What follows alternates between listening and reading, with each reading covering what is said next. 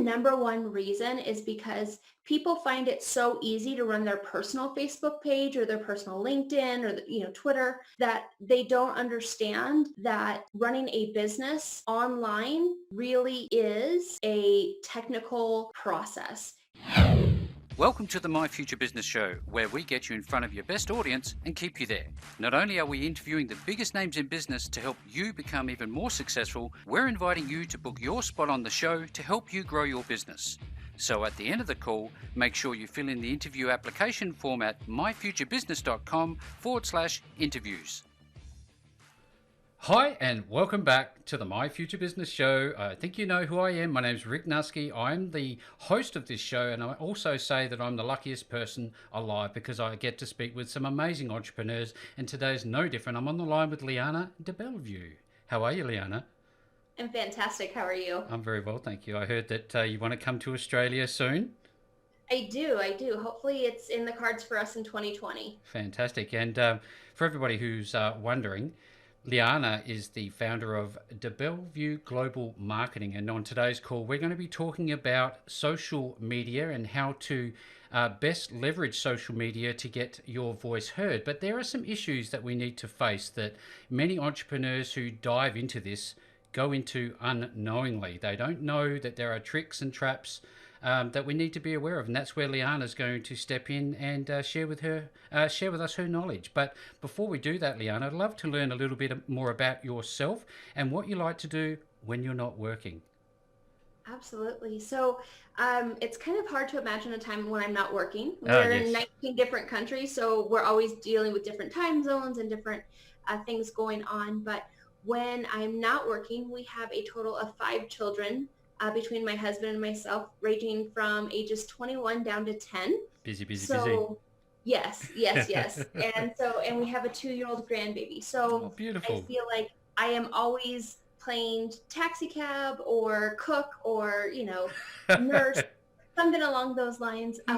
When we do have some free time, my husband and I love to travel and just get out and explore. We live in Colorado, which is gorgeous. Mm-hmm. So we go off-roading quite a bit and like to discover new towns. Fantastic. That's excellent. Thank you so much for sharing. And, being a parent is very much like running a business in many respects. You've always got something to deal with, don't you? Absolutely. So we talked. And just when you think you've got it figured out, there's something. Oh, look. Yep. Every day brings a new trick to the deck of cards. I'm pretty sure of it, Leanna. Now, we're going to be deep diving into some of the reasons why social media marketing and getting your voice and brand heard fail. I'm not the expert in this field, so Leanna, it'd be a really good dovetail into this conversation. Tell us a little bit about why people do fail with their social media efforts. I think the number one reason is because people find it so easy to run their personal Facebook page or their personal LinkedIn or Twitter, that they don't understand that running a business online really is a technical process. Mm-hmm. It's not just something that you can post and all of a sudden all your friends and family will see it.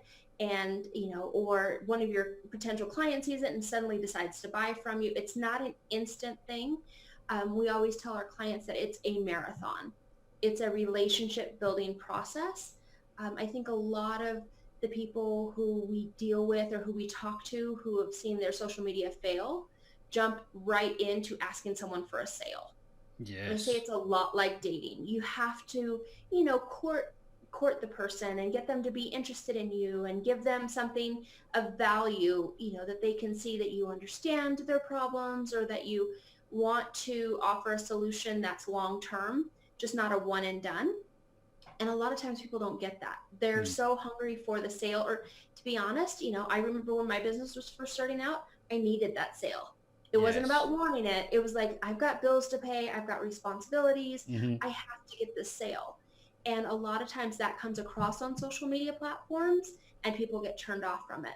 Yeah, you can generally tell that genuine approach as opposed to, hey, look, this is just a really thin veil, I'm looking for a sale type of attitude, can't you?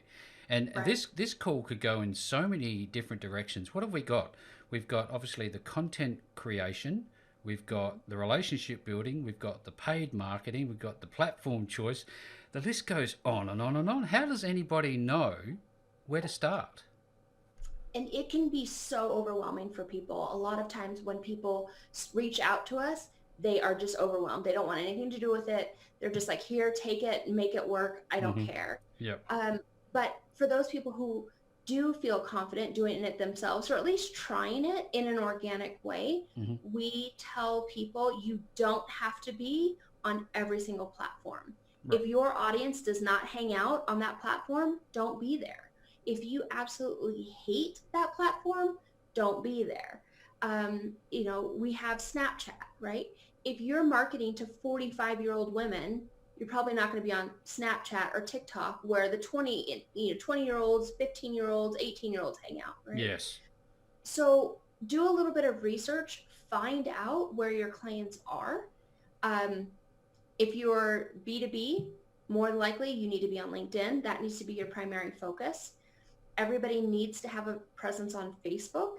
Even if you're not really concentrated there, it's really easy for people to refer other people to you.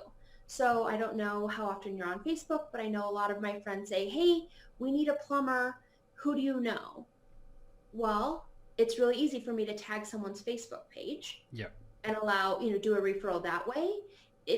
Facebook, because it's so well known, allows people to trust that if a business is on Facebook, a business is consistent on Facebook, that they're going to be consistent in business and consistent with them. So it's really about a trust factor when it comes to Facebook. Just as would that be your primary choice and always to have Facebook? Absolutely. Absolutely. If you have a business that does not have a lot of pictures, don't start posting on Instagram, because what happens is people will start on a platform, find out that their audience is not there, and then stop posting. And then it looks like a dead page, which makes you wonder, are they even in business? Yep. Are they consistent? Do they care? And it really makes the business look less than stellar. Yeah. So let's just assume that I'm business to business and I'm on LinkedIn. That's my chosen platform. Yes, I'd have a Facebook presence, but my primary platform is LinkedIn. How do I talk to people in a copy text, or am I using video? What do you say about that? So video on LinkedIn is not as effective as Facebook or Instagram or some of the other platforms, because research tells us that more people looked at LinkedIn during business hours and during while they're at work. They might be on break. They might be, waiting for a meeting to begin or something along those lines. Along those, knowing that if you've got a video and someone's trying to be kind of incognito about the fact that they're on LinkedIn, the last thing that they really want is to play something that's, audible. Yeah. We tell people LinkedIn is a great place to get business, to make connections and grow your referral partnerships if you do it correctly. Yeah. Which it's all in how often are you posting and what type of content are you posting. That was my next question, is about the ratio of true content creation and sharing as opposed to this veiled or even just blatant sales pitch. Is there some sort of a ratio that we should be aware of? A good rule of thumb is typically 4-1. So 4 posts where you are giving high value, and trust me, it's not always just your post, right? Sharing content from someone else, sharing content from a credible source, Inc.com, entrepreneur.com, other people in your line of business. We say 4 posts to every one self-promotion post. Here's something I found interesting. What are your thoughts? Something that begins a conversation or gets people to understand a little bit about your personality, because a lot of what you share is going to show your personality, right? Yeah. And it's starting that process of people feeling like, oh, yeah, that's Rick. He posts all the time. What's he posting today? Yeah. And if it's not always self-promotion, they're more inclined to look, because they're not going to be like, oh, what's he going to try and sell me now? Yes. It's, oh, what value is he adding today? I appreciate that. Yeah, that's fantastic feedback. The My Future Business audience are startup entrepreneurs, existing small to medium-sized business owners, and book authors. Now, we know that there is a particular platform for each one of these. If I was coming to you and I was purely a web-based, say, a web designer, what platform and what criteria do you give a new customer, and how do you know which platform to recommend to them? That's a great question. So one thing we always ask is, who is your target market? Right. Oftentimes businesses, especially those that are just starting out or who are still relatively small, are hesitant to be very specific because they don't want to limit who they could potentially work with. Mm-hmm. So, but I always tell them that the money is in the niche, to be honest, right? Yes. Get very, very specific. It doesn't mean you won't work with other people. It means that you're having a conversation with one group particularly and allow that group to self-identify. Yeah, Um, that's very powerful information because a lot of people go, well, I'll just use a shotgun and hopefully I hit somebody, essentially. right, Yeah. right. And so many times I say, who's your target market? And they go, oh, anybody who, right? I had a lady who owned a salon, anyone who has hair. I said, awesome. So if I brought you 100 homeless people, you would be happy. She was like, what? Why would you do that? I was Yeah. like, because all you said was anyone who, Yes. right? Yes. And she was like, oh, no, they have to be higher end and they have to do this and they do that. And I go, okay, well, where do they shop? Where do they tend to go? Where do they tend to spend their free time? And when you ask yourself questions like that, you really can create content that speaks to someone specifically. And it makes it feel natural and it feels really flowy. Yeah. And then when those people come into your establishment or when they look at you online or when they speak with you, it feels the same. I don't know if you've ever, seen someone online and then talk to them in person and you're like, wait, what? That Yes. doesn't match up, Yeah, right? completely different persona, I guess you'd call it. Now, this is about an education process for your customers, isn't it? Essentially, and we'll get back to that Yeah, when we talk a little bit about how to work with you. But sure. I'm really focused on software. I love software. It's a big part of the game that I play, if you like. And I Mhm. wonder, you see all these software devices that do automatic posts, the Hootsuites and the likes across multiple platforms. What is your take on those? Are they valid? We utilize them. We have to. I think most business owners have to, Hmm. um, simply because there's so much that goes into creating the post Hmm. that if you took the time to schedule something every day, it's really easy for something to get missed. You're Yes. having an off day or a meeting ran long and all of a sudden your time got eaten up where you're supposed to be posting and you don't, then you kind of miss the boat on that. Hmm. There are certain platforms that will penalize you for using the bigger known um, Yep. ones like Hootsuite and Buffer and things along those lines. I always advise people to be honest. It is such a minuscule percentage that you're going to get hit. If your content is good and your engagement is good, they're not even going to care how you're publishing it. Yeah, that's some sage advice for anybody who's on the call today. I was looking through your bio before, Leanna, and I looked at this idea of following gurus and using their secret sauce, yet you don't have a foundation to actually pivot from. What are we talking about when we talk about those things? Um, when you mean like when you're following gurus, help me No, understand. you often see people following other people's advice, call them the gurus, and Oh they're yeah, yeah. offering you this secret sauce, but yet you haven't done the groundwork. Oh, How long does it take from the very first day that I decided to have a social presence, yeah. for me to have that foundation? Great question. I would say anywhere realistically from 3 months before you start to see any traction to 9 to 12 months before you have a solid foundation that you can continuously count on. Yeah. The first 3 months, you're trying to figure out what time do people want to see post, what content are they engaged with, things along those lines. By the end of 3 months, you should have enough data to start to be able to create a strategy around that. Mm-hmm. And then around the end of like 6 months, you can start to you can start to build on that, right? Right. Yep. And have deeper conversation, and it's scalable. Once you get to about 6, 9 months, then it becomes scalable, and it should be where you can kind of be hands off when it comes to looking at the analytics, weekly, Hmm. because you've got the sales calls coming in, or the orders going in, or the books being bought, Yep. that you know where people are coming from. Yeah, that's fantastic. I know there's a couple of things I'd love to discuss. It's about organic reach as opposed to paid marketing.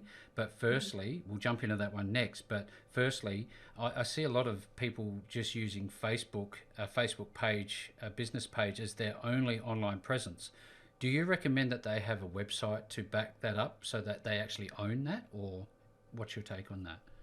Yes, owning your information is critical Mhm. because, you know, I think I hope Facebook doesn't go away, right? That's my bread and Yeah. butter. We Yep. hope it continues forever. We hope LinkedIn shows up every day, and Twitter and all these different kinds of things. But at the end of the day, you are growing your business on something that does not belong to you. Yes. And that's dangerous. We have seen Facebook pages, unfortunately, shut down overnight, and not always with explanation. Hmm. Um, we've seen people, their followers, suddenly decrease. Unfortunately, there are hackers now that Yes. try and blackmail pages who have a lot of following. One person that we talked to had a little over 2 million followers, Wow. gone overnight. Really? Uh, That's gone a overnight. lot. That's a lot to Yeah, lose, isn't it? Potentially. yeah, they sent her an email and said, if you don't send us $10,000, we're going to delete your page. And I mean, like, who pays attention to that? Like, who has access to my page? Okay, did not respond. 24 hours later, she had no page, Oh, gone. oh, So they had backlinked some sites that were inappropriate and then reported it. So she instantly she got lost into her trouble. site. Oh, Yep, wow. Really? exactly. Yeah, That's super malicious, isn't it? absolutely. But it's, had she understood what could have happened, she may have paid. I would never, say to do that. I would say contact, the Facebook proper channels. or But whoever. she had no idea that that was a serious threat. Hmm. She lost all those followers. You're not going to gain them all back. And if you don't have all their information, if you can't capture that, you've spent countless hours and dollars. Yes. Just, Come, you just threw it all away. comes back to this whole idea of creating your own list, doesn't it? Ultimately, Yeah. on another platform, be it a website or however you choose to do it. Yeah, Yeah. absolutely. So I think the goal is, and it's a really fine balance because Facebook, LinkedIn, Twitter, Instagram, they all understand that they want to keep people on their platform. Hmm. It's a business for them too. Yes. So a lot of the posts that send you out to someone else's website will get limited. They don't want their people who are on their platform to leave their platform to go check out someone else. Hmm. So you have to be careful with how you set that post up or what your call to action is on the website to get those emails and collect them, nurture them, grow that, but use your social media as a starting point. Yeah, and I'd love to talk about this idea of paid media, given that you've talked about they don't like you going away. What is the recommendations for doing? Let's just use Facebook as the primary example. Sure. What's the recommendations? How much should you be spending, and where should you be sending that traffic? So we always tell people, until you have a handle on your organic social media, do not spend money, not even the $5 boosted post, unless it has a clear call to action and you already have engagement. Because you might drive people to your page, but if people don't instantly connect with it, Yep. they're going to move on. And that, again, that's just money wasted. Yep. So go ahead. No, it's all right. I was thinking more about the boosted poster because I've heard that there's a lot of that's a waste of time, and that's obviously what you're talking about and why. Yeah. And also, to be honest, I mean, once Facebook realizes that you're going to pay, and it's $5 or it's $10, people are like, oh, it's just $5, right? Yep. People have to remember Facebook is a business. If they know that you will pay $20 when your reach is low, Yep. wouldn't it make sense for them to consistently have your reach be low? Yes. Because they already know you're going to feed into it. right? Yes. For those people that kind of hold out and they don't, and they start to grow their pages organically, they're going to be rewarded for that. And when you do spend money on an ad, there's so much more credibility. Facebook doesn't think, oh, we're not quite sure if this person's going to want to see this ad, but we'll try it anyways. Yeah. They're going to say, no, this person obviously knows who they're talking to. We're going to push it out to these people because we know that it's going to get the effect. So it makes the business owner happy. It makes the reader, the scroller happy, which equals a win for Facebook. Yeah, absolutely. Now, in terms of the data that's collected, which you have access to, I personally, Leanna, have always found it overwhelming. What are some of the key metrics that are really important for me to focus on if I'm wanting to find out how well my reach is going, where my money's being spent, and my return on my investment? Yeah. And I love the fact that they give us all that data, but even those of us who are in the industry and look at this all day, every day, we're like, okay, enough, right? We get Enough. it. We get it. People see it. We get it, Yeah, right? yeah.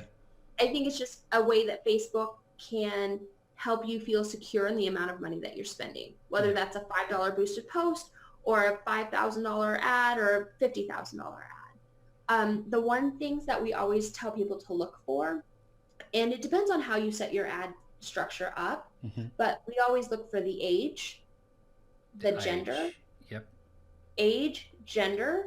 the clicks to your website. We're always, if I'm paying for anything, I'm driving them away from Facebook. If Right. it is a boosted post that we're doing because a client really wants to do it or has done it, the only time we're going to boost it is when we're sending them somewhere to get something for us, Yeah. right? Yeah. So I look at how many clicks per website, and then typically we set boundaries for income and education. Right. So our higher end clients typically want to see people with, a certain level of degree or a certain level of income. We monitor those things. But if you're brand new and you have no idea what you're looking at, age, gender, income, top three. Yeah, fantastic. That's some really good feedback. Thank you so much for sharing that. I wonder, as a business owner, many people that I've seen, they just create a page, but they don't necessarily, I'm not saying everyone, but many of them don't necessarily know that there is a business page. Now, what's the value between a normal page and a business page? So there are a lot of people, especially people who have the network marketing type businesses, that will post everything through their personal page. They know that business pages are going to get less reach, and it's very important for them to reach the masses, right? They're the shotgun approach, right? Let me get as many things out there to as many people and hope that it works. Yeah. Here is the difficult part of that. Yes, they're going to get in front of more people. However, it goes against Facebook's regulations. If you have multiple people reporting you, and that could be 2 people, it could be 10 people, Yep. report you, your personal page gets shut down. And that's quite, can be quite destructive. Absolutely. So think about it. If we're going to, I'm just making up this, right? Yep. You sell Mary Kay. And 2 of the ladies who also sell Mary Kay say, hey, I'm doing it right on my business page and I'm not getting the views. And she just leveled up twice. It's because she's doing it on her personal page. That's not fair. Report, done. It's so right? easy, isn't it? It's super easy. No one's going to know that it was you. No one's going to, you can't appeal it. There's a certain ratio. We typically tell people, look, Facebook understands that people run businesses. They understand that a business is an important part of your life. So they allow you to talk about some business things, but we typically tell people keep it like an 80-20 rule. Yes. Maximum 75-25. 75% personal, 25% business, and you're safe. This comes back to this whole idea of owning a website, doesn't it? That own your race course type of deal. Yeah. Go on. I cut you off there. No, you're fine. You're fine. I was just going to say, it's detrimental if you're not playing by the rules, because it's not your platform and they can turn it off at any point. And that's exactly what I was going to say which is why having your own separate space that you control is vital. Yes, fantastic. And anybody who's listening to this, if you're just on Facebook or just on LinkedIn, might be time to invest in having a website developer come in and assess where you're at. Now, when people want to work with you, I'm sure that there's an application process, and I'd love to learn a little bit more about that process and whether or not you work with everyone or you turn people away. Tell us a little bit about that part of your business. Sure. And I wish that I could say that we work with anyone, but it's very important that we know exactly who we're talking to, Of right? course. So we work with businesses who are established, which typically means between the 3 and 5 year mark. Hmm. They have a clear product and they have a clear target market. We do everything from creating the content for them, or we will work with their team to, if they already have someone in-house, we will create the strategy for them and they can implement it themselves. We also run ads for them. There's not really a dollar amount that we start at. Right. It's just more of a where are you in your business? The other thing that we always ask during the interview process is what other aspects of marketing are you doing? If you are only doing social media and this is your last ditch effort, then that's not a Not great fit not a for good us, fit for you right? guys. So Right. we've talked about relationship marketing. I suspect that this is a longer term relationship based organisation that you're running. What can people expect to see in terms of the duration of time that they would work with you before expecting or seeing any results? We typically ask people to give us a full 3 months to kind of nail down the strategy. So we meet at the very beginning and then we meet with our clients monthly. At the end of that 3 month mark, we make any final strategy plans. Throughout the first 3 months, we're tweaking things as information becomes available to us. At the end of that 3 months, we finalize a strategy, we set goals, and then we meet quarterly throughout the year.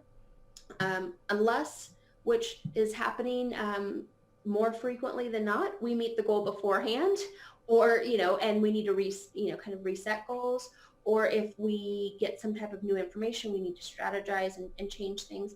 But typically, within 3 months, we've got the foundation laid. 6 months, we start scaling. We go from there.